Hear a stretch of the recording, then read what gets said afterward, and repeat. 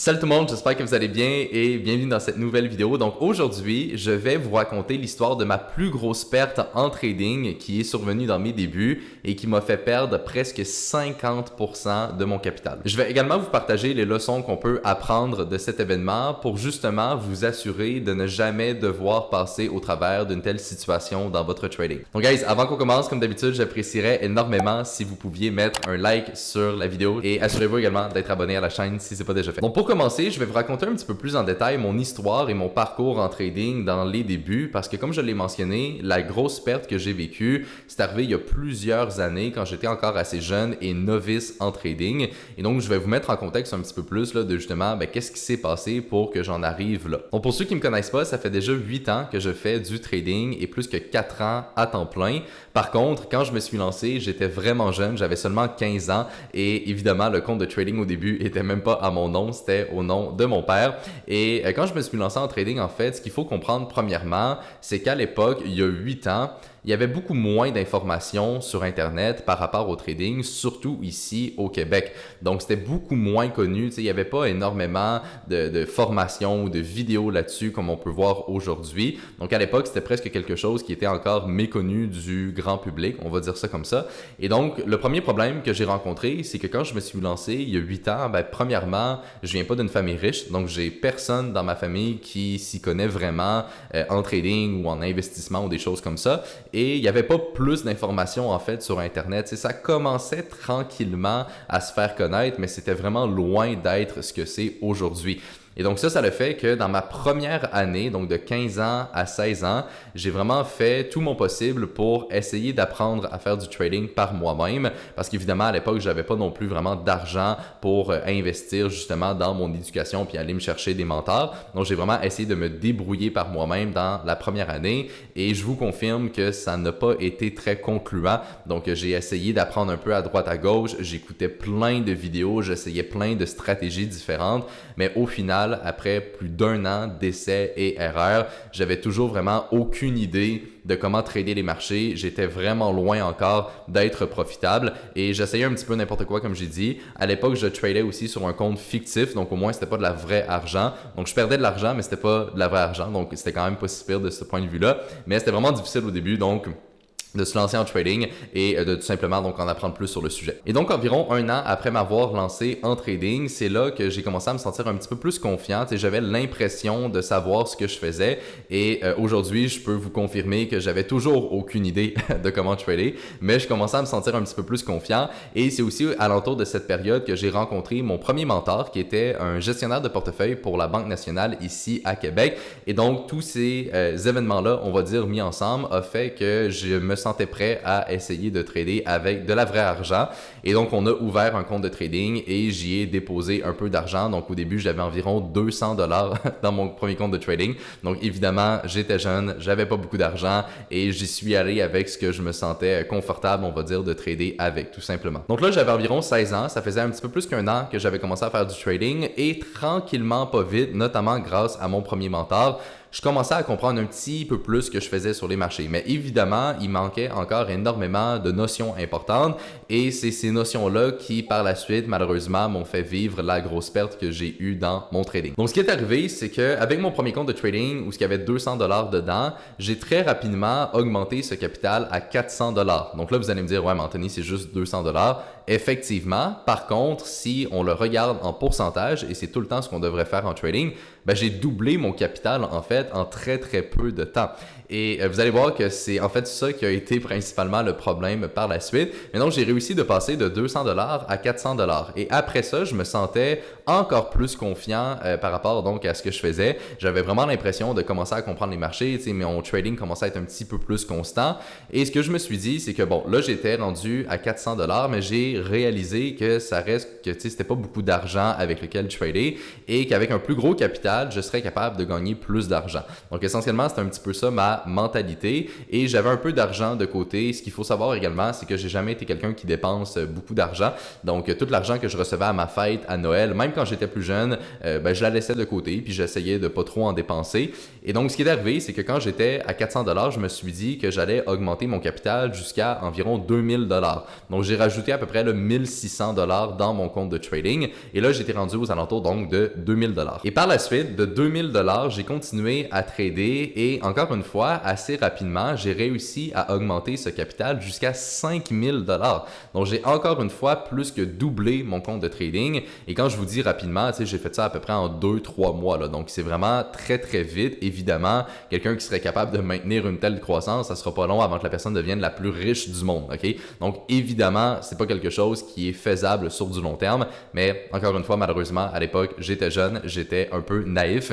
Et surtout que là, rendu à 5000$, là, je me croyais le roi du monde. OK? Je pensais que j'avais tout compris de la vie, que j'allais être multimillionnaire l'année prochaine. Et voilà, je me sentais vraiment au top. OK? Puis, c'est malheureusement ça, donc, qui m'a justement causé la perte que j'ai eue par la suite. Puis, peut-être que parmi vous, il y en a certains qui se disent, ouais, mais Anthony, 5000$, ça reste que c'est pas énorme. Effectivement, mais il faut se mettre dans le contexte de l'époque. J'avais 16 ans et surtout qu'il y avait personne qui faisait du trading à l'école. J'étais vraiment la seule personne dans mon entourage qui faisait ça. Et imaginez-vous, j'avais 16 ans, mettons, je prenais un trade avant d'aller en classe, puis après mon cours, je venais de faire par exemple 300$. Ça, c'est arrivé plusieurs fois. Fait qu'imaginez le sentiment d'être sur son téléphone, de prendre un trade, d'aller en cours pendant 1 heure, de sortir de là, puis d'avoir fait plus d'argent que tous mes amis qui vont faire dans les prochaines semaines. C'est complètement malade. Je vivais vraiment une situation qui était totalement hors norme, surtout qu'à l'époque, c'était pas vraiment connu. Et c'est à cause de ça donc que j'ai eu un gain de confiance juste absolu, puis que mon ego était rendu à un point démesuré. Et donc, c'est là que malheureusement, ça a commencé par la suite à moins bien aller. Donc, à cause du fait que j'étais extrêmement confiant, j'ai commencé à risquer plus d'argent parce que je me disais, crime, je suis rendu tellement bon en trading, je vais risquer plus. De toute façon, je gagne tout le temps. OK? J'ai commencé à me dire des choses comme ça. J'ai mis un petit peu plus de risque sur mes trades. Donc, pour vous donner une idée, là, en pourcentage, je risquais environ 5 à 10% par trade, ce qui est énorme. OK? C'est jamais quelque chose qu'il faut faire. Une bonne gestion de risque, c'est aux alentours de 1 à 3%. Donc, évidemment, 5 à 10, j'étais vraiment trop élevé par rapport à ça. Et ce qui est arrivé par la suite, vous le voyez venir, j'ai commencé à perdre un trade, 2 trades, 3 trades de suite. Donc là, j'avais quand même perdu pas mal d'argent. Et là, ça a commencé donc à jouer sur mes émotions. Je commençais à être stressé et je commençais surtout à rentrer dans un état d'esprit où ce que je voulais récupérer mon argent. Donc, je venais d'en perdre beaucoup. Puis là, je me disais, ah crime, il faut que je récupère cet argent-là. Donc, je vais risquer encore plus pour qu'avec un seul bon trade, je récupère tout l'argent que j'avais perdu. Et donc là, j'ai encore une fois augmenté mon risque et malheureusement, ça n'a pas fonctionné. J'ai reperdu de l'argent et au final, après seulement quelques trades, eh bien, j'avais reperdu la moitié de mon capital. Donc, d'environ de 5000$, je suis redescendu à peu près 2500$. Et ça, c'était vraiment le point bas de ma carrière en trading parce qu'à l'époque, c'était vraiment beaucoup d'argent pour moi et je venais de perdre presque l'intégralité du profit que j'avais fait dans les derniers mois. Et toutes ces pertes-là, ça s'est fait à peu près en 1 à 2 semaines. Là. Donc, ça s'est fait vraiment rapidement. Et j'étais rendu dans un état d'esprit qui était vraiment négatif. Je pleurais littéralement à cause de ça. J'arrivais plus à dormir la nuit. Bref, ce fut quelques semaines là, qui étaient vraiment difficiles à surmonter. Et très honnêtement, j'ai même passé vraiment proche d'abandonner et de me dire que le trading, finalement, ça fonctionnait pas puis que c'était pas fait pour moi. Donc voilà, ça c'est l'histoire de comment j'ai perdu 50% de mon capital en trading dans mes débuts. Donc, comme vous pouvez voir, il y a eu beaucoup au final de up and down. Donc, au début, j'avais aucune idée de ce que je faisais. Après ça, j'ai commencé avec un petit montant. J'ai eu un gain de confiance énorme. J'ai tout reperdu par la suite. Puis tranquillement, après ça, j'ai réussi à remonter la pente et à ne jamais abandonner. Mais comme je l'ai mentionné, c'était probablement en fait l'une des périodes les plus difficiles de ma vie, tout simplement parce que d'un point de vue émotif, j'étais réellement plus là et je me sentais un peu perdu en fait dans ce que je faisais. Et donc maintenant, comme j'ai mentionné au début de la vidéo, j'aimerais vous partager les quelques leçons tout simplement qu'on peut en retirer de cette histoire pour justement vous éviter de faire les erreurs que moi-même j'ai fait dans mes débuts. Comme ça, vous n'avez pas besoin de vivre des situations un peu extrêmes et assez négatives comme ça. Bon, premièrement, je pense que le point numéro 1 est assez évident évident, c'est-à-dire de ne jamais devenir trop confiant dans ses trades, ok?